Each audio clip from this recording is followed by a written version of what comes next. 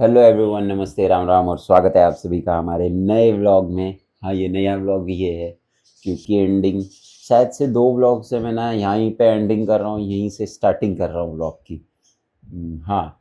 सो कुछ हैरान होने वाली बात नहीं है क्योंकि मैं जब से यहाँ पे शिफ्ट हुआ हूँ तब से मैं एक स्पॉट ढूंढ रहा था कि मैं अच्छे से बैठ पाऊँ और व्लॉग की शुरुआत एंडिंग वगैरह जो भी है वो कर पाऊँ। तो ये हमारा किचन है। सो यहाँ पे मैं जिस चेयर पे बैठता हूँ वो चेयर लगा के, और ये बैकग्राउंड वगैरह अच्छे से आता है तो इसके लिए एंडिंग और स्टार्टिंग मेरे हिसाब से कुछ दिनों तक तो यहीं पे होगी। पता नहीं है अभी आगे जो भी होगा। एनीवे, और यहाँ पे एक्चुअली मेरे हिसाब से मुझे पता था कि यहाँ पे मुझे वीडियोस बनाने हैं। तो उस हिसाब से मैंने पहले जब ये मतलब घर तो बहुत पुराना है, मेरे दादाजी के समय का ये घर है। और जब हम शिफ्ट होने वाले हैं यहाँ पे तो मुझे वीडियोस तो बनानी है, वीडियोस तो मैं छोड़ नहीं सकता। तो मुझे पता था कि कहीं ना कहीं एक स्पॉट तो मैं कहीं ना कहीं पकड़ूंगा जहाँ पे मैं बैठ सकूँ और आपसे बात कर सकूँ। तो उसके लिए उस हिसाब से मैंने यहाँ पे ये प्रोफाइल लाइटिंग लगा ली और बाकी सब पूरा डार्क है। और यहाँ पे पूरा प्रोफाइल लाइटिंग है और अभी वही चालू है। तो इसके लिए इस हिसाब से ये थीम अच्छे से सेट हो रहा है। बाकी एनीवेज आज अपना है ग्लूट्स एंड हैमस्ट्रिंग डे। सबसे पहले ग्लूट्स करेंगे, ग्लूट्स पे हेवी जाने का ट्राई करेंगे। बाकी देन हैमस्ट्रिंग के लिए वही तीनों जिम में तीनों एक्सरसाइजेज हैं हैमस्ट्रिंग के लिए, और बारे में हम आगे बात करेंगे। बाकी पहले अभी चलते हैं और मील्स करेंगे, then will head to a gym. चलो, क्योंकि अभी तक कॉफ़ी भी नहीं पी है, पहले तो कॉफ़ी पीना है। ऑल्दो मैंने बहुत बार बोला है कि सुबह सुबह उठते उठते कॉफ़ी को हाथ भी नहीं लगाना होता क्योंकि इंडाइजेशन में बहुत ही बड़ा रोल होता है कॉफ़ी का। अगर कॉफ़ी और चाय सुबह सुबह उठ के आप पहले लेते हो तो आपको इंडाइजेशन की प्रॉब्लम हो सकती है। लेकिन ठीक है, अभी जब ये कट डाउन ये बारिश के बाद चालू होगा तो वो कॉफ़ी तो वैसे भी बंद होने वाली है। सो इट्स ओके, इतना तो चलता है। चलो, लेट्स गेट इट डन। भाई ये मुंबई मॉनसून का ना भाई अलग ही सीन चल रहा है। फुल टॉस टॉस गेम चल रहा है। मुंबई मॉनसून बोलता है ये हेड जाएगा कि टेल्स आएगा। हेड जाएगा मतलब धूप आएगा कि बारिश आएगा। बारिश जैसे ही सिक्का उछलता है ना, टेल्स आया, बारिश आ गया, फिर से सिक्का उछलेगा, डायरेक्ट धूप। रेनकोट अब भी पहना मैंने, 5 मिनट भी नहीं हुआ, धूप ऐसे है। ये देखो धूप आ गया, अभी ये अभी बहुत पसीना आ जाए। बहुत अलग ही सीन चल रहा है भाई मुंबई में। अभी और थोड़ी दूर जाऊंगा ना मैं, शायद से बारिश आएगी, थेम थेम पाऊस पडेल, परत येडा बनवणार मला। अभी ये निकाल तो दिया है, अभी इधर बहुत पसीना आ गया है, लेकिन अभी सीधे जिम में मिलते हैं, देखते हैं। रुकना पड़ा तो रुकना पड़ेगा, फिर क्या मालूम। सैटरडे है तो सैटरडे को रोड खाली होते हैं, ट्रैफिक ज़्यादा नहीं होता, लेकिन जिम भरे हुए होते हैं।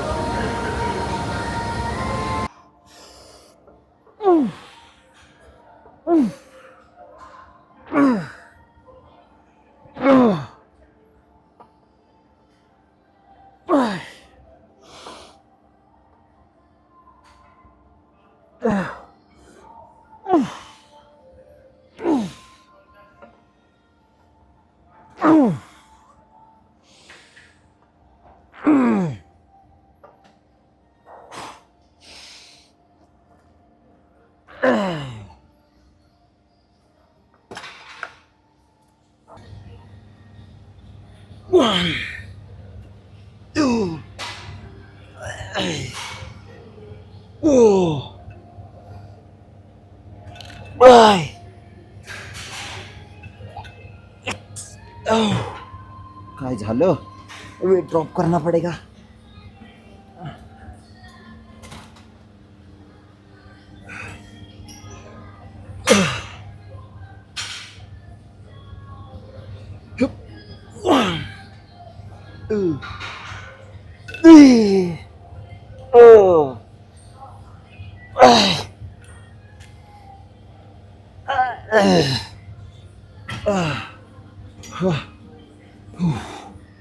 गाइज, मेरे जैसे जितने भी लोग हैं, अब मेरे जैसे मतलब कौन, और किन लोगों के लिए बोल रहा हूँ मैं ये कि आपको ग्लूट्स क्यों करने चाहिए गाइज. परमानेंट नहीं मतलब क्या, squat and deadlift being the most of the two superior exercises, जिसमें एक में आपका इरेक्टस स्पिन है, दूसरे में आपका क्वाड्स. उसके साथ साथ दोनों में भी सबसे मोस्ट इम्पॉर्टेंट रोल जो प्ले करता है वो ग्लूट्स होते हैं. सो इन दोनों एक्सरसाइजेज में, मतलब स्क्वाट एंड डेडलिफ्ट दोनों में भी जो ग्लूट्स को टारगेट नहीं कर पाते या जिनके ग्लूट्स टारगेट नहीं होते ड्यूरिंग द एक्सरसाइज, उनको ग्लूट्स अलग से ट्रेन करना बहुत ज़रूरी है, जैसे मैं करता हूँ. क्योंकि अगर नहीं किए तो आपके स्क्वाट एंड डेडलिफ्ट इम्प्रूव नहीं होंगे. सो ये भी एक चीज़ है. और ग्लूट्स ये एक बहुत ही स्ट्रॉन्ग मसल है और उसको ट्रेन करना भी बहुत ज़रूरी है. वैसे जो लोग ग्लूट डोमिनेंट होते हैं उनके स्क्वाट्स में और डेडलिफ्ट में ग्लूट्स ऑटोमेटिकली अपना डोमिनेंट साइड दिखा देते हैं, इसके लिए वो हैवी लिफ्ट कर पाते हैं. और मुझे मेरा उल्टा है, अगर मेरा ग्लूट डोमिनेंट नहीं है, इसके लिए मेरे स्क्वाट्स और डेडलिफ्ट थोड़े से वीकर साइड पे है. तो मैं ग्लूट्स भी बहुत अच्छे से ट्रेन करता हूँ और मुझे ग्लूट्स ट्रेन करना कंपलसरी है. सो या और एक चीज़, और आज हैमस्ट्रिंग की शुरुआत मैंने सीटेड लेग, भाई गड़बड़ हो गया बहुत, वहाँ पे हैवी गया मैं. अब लाइंग लेग कल में मेरा लास्ट सेट में वेट कम करके मारना पड़ा और रेपिटेशंस कंप्लीट करने पड़े 10 to 12 उसके पे. सो ये एक नया एक्सपीरियंस था. अभी unilateral leg raise, unilateral leg curl मेरे से नहीं हो पाएगा. अब मैं काफ्स मारूंगा एंड दैट्स इट. फिर करेंगे कार्डियो. इसका बायोमैकेनिक्स और सब समझाने का पार्ट है वो आगे है, बोर होने का पार्ट आगे है. गाइस, अभी काफ्स कर रहा था मैं और ये वेट डाला हुआ है मैंने. 2020 के 2 प्लेट्स हैं. अरे क्या हो गया, 2020 के 2 प्लेट्स हैं. और मैं ट्राइपॉड लगाने गया, मैं सेट करना था, मुझे कांड हो गया.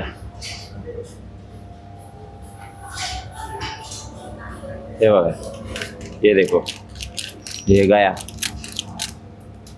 ट्राइपॉड, गया. काय चाललंय ना आयुष्यात यायला, काहीच समजत नाही. काय सीन काय आहे, म्हणजे काय होतंय काय, म्हणजे अभी मैंने मेरे हैमस्ट्रिंग का एक वीडियो निकाला, वो लाइंग लेग कर्ल का. उसके बाद रख दिया, हाथ भी नहीं लगाया मैंने. मैंने डायरेक्टली काफ्स के लिए अभी वो ट्राइपॉड को मैंने मेरे उठाया और अभी यहाँ पे रखा. तो इसका जो टाइट करने वाला जो पिन होता है वो गया. क्या बोलूँ मैं, इसमें मेरी कुछ नहीं, मेरे को कुछ नहीं बोलना है. मेरे को अभी मेरा सेट कंप्लीट करना है. अभी ये सेकेंड सेट किया मैंने, अभी इसमें 5 और 10 डाल के और 2 सेट करूँगा मैं. दैट्स इट, बस. अभी मैंने धूप दिखाई ना गाइस, ये बारिश है ना, खेलता है हाँ अपने साथ, लो खेलतो बाबा. अभी बारिश होके गई है, ये देखो रोड पूरा गीला आहे, रोड पूरा गीला आहे. म्हणजे होईगा, पण आत्ताच पाऊस पडलाय, पण ऊन आहे चांगलं. So it's nice. तब तक फटाफट चलते हैं घर पे, कारण पाऊस आला तर परत खिचखिच, मला वैताग, मी वैतागणार पावसावरती, परत गडबड. पेक्षा जाऊया घरी, पोचूया लवकर, निघूया इथून लवकर. ऑलरेडी निघालोय, रोजचाच टाईम झाला आहे, 5:30 वाजलेत ऑलरेडी. बट स्टील चला, आता स्पॉटपर्यंत जायला 1.25 तास देन अगेन 100 घरी पोहोचायला. गाईज फुल मचा दिया, फुल मचा डाला, म्हणजे खतरनाक मचवलं भाई कोणी, ट्रॅफिकने. आणि खतरनाकपणे अतिप्रसंग केलाय माझ्यावर भाई कोणी, ट्रॅफिकने. जिथे ट्रॅफिक नसायला पाहिजे, जिधर ट्रैफिक नहीं होना चाहिए ना भाई, उधर भी खतरनाक ट्रैफिक था, फुल खचाखच एकदम घबराहट एकदम. लेकिन अपने स्पॉट पे आने के बाद प्लेजेंट वातावरण, ये काला काला दिख रहा है लेकिन काला काला है नहीं, उजड़ उजड़ है पूर्ण मस्त पैकी. मेरे को लगता नहीं है कि अभी बारिश आएगा. सुबह से टॉस पे चल रहा था बारिश, अपना मुंबई का मानसून, लेकिन अभी सही है. ये देखो ऊन है, ऊन है, ऊन है. ये देखो इधर से धूप है मस्तपैकी, सूर्यदादा आहेत. आणि निघूया आता. ट्रॅफिकमुळे मला, मी बोललो होतो 1 तास 1 घंटा लगेगा मेरे को, लेकिन 1 घंटे से ऊपर हो गया. 1.5 घंटा मेरे को इधर स्पॉट पे आने के लिए लग गया. लेकिन अभी अगर मैं नहीं निकला और गलती से भी पाउस आ गया मराठी, गलती से भी बारिश आ गया तो मेरे लग जाएंगे, क्योंकि ट्रैफिक होएगा, ऊपर से बारिश की वजह से और ट्रैफिक होएगा, वो अलग से. तो अभी सीधे चलते हैं घर पे बात करेंगे. 2 मील्स खा के निकला था मैं, 2 मील्स जिम में कर लिए और अभी 2 मील्स बचे हैं, वो भी करने हैं. तो सीधे चलते हैं घर पे. आणि ऊन खूप मस्त आलाय, वो भारी वाटतंय. अपने स्पॉट पे एकदम मस्त लग रहा है मेरे को.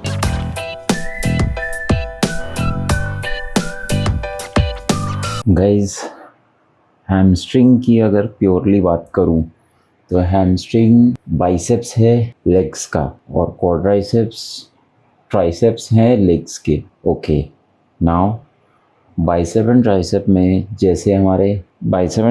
में जैसे एक ही जॉइंट मूव होता है विच इज़ एल्बो, वैसे ही क्वाड्स के लिए तो कंपाउंड एक्सरसाइज है, squat, leg press, lunges, Sumo squats. लेकिन प्योरली हैमस्ट्रिंग के लिए देखा जाए तो प्योरली कंपाउंड एक्सरसाइज नहीं है और होनी भी नहीं चाहिए, क्योंकि ज़रूरत ही नहीं है. क्योंकि हैमस्ट्रिंग में 4 मसल्स होते हैं, bicep femoris long head, bicep femoris short head. देखो बाइसेप आ गया इसमें. हैमस्ट्रिंग ओके, वो मैं आगे समझाता हूँ.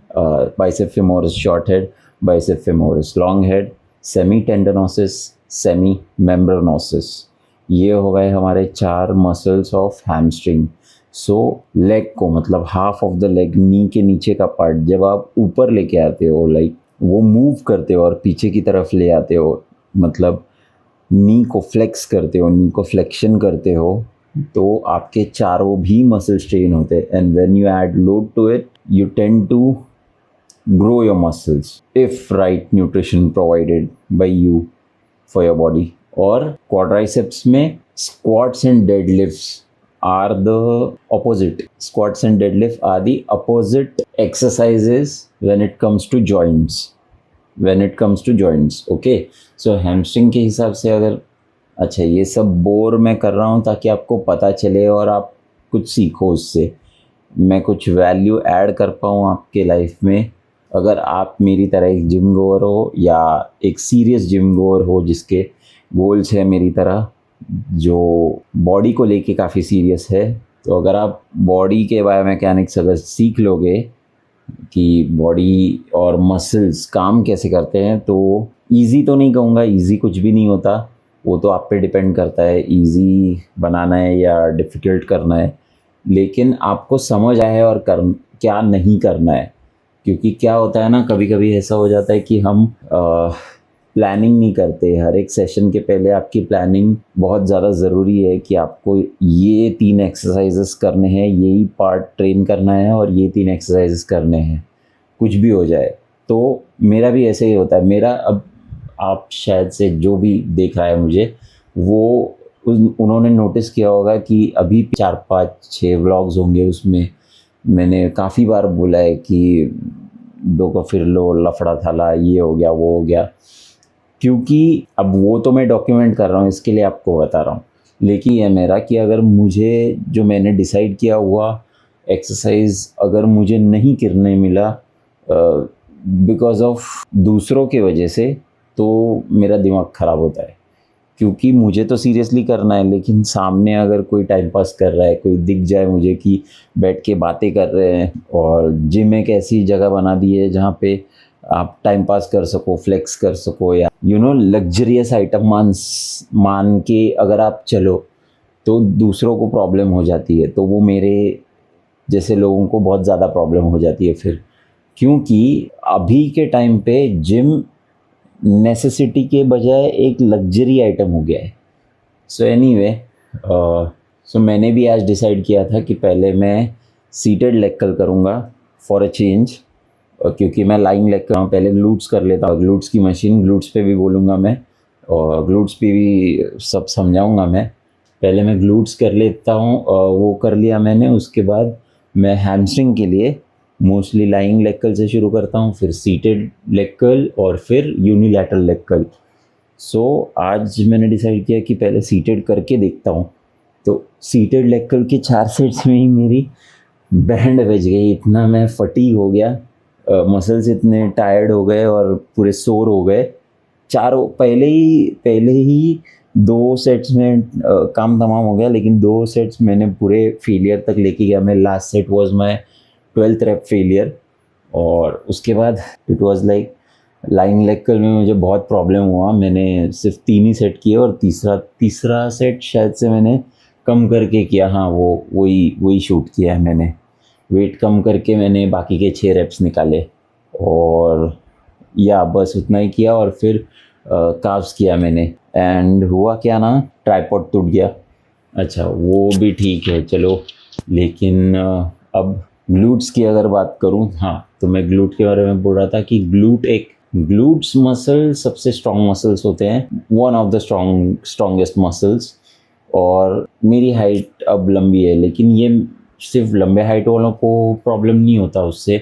जो जिनकी हाइट छोटी है वो भी, उनका भी सीन हो जाता है कि ग्लूट डोमिनेंट नहीं होते वो वगैरह जो भी है। लेकिन जो भी ग्लूट डोमिनेंट नहीं है उनको मेरी तरह ग्लूट्स को ट्रेन करना ज़्यादा ज़रूरी है, क्योंकि अगर आप ग्लूट्स को ट्रेन नहीं करोगे तो हैवी लिफ्ट जैसे स्क्वाट एंड डेडलिफ्ट, उसके लिए आपको पावर जनरेट नहीं होगी मेरे हिसाब से। और अगर आपकी बॉडी ग्लूट डोमिनेंट है, मतलब जल्दी से आप ग्लूट को एक्टिवेट कर लेते हो विद इन द सेट, या आप एक्सरसाइज शुरू करते ही आपके ग्लूट्स फायर अप होना शुरू करते हैं, तो इट्स ओके, तो चलेगा एक बार।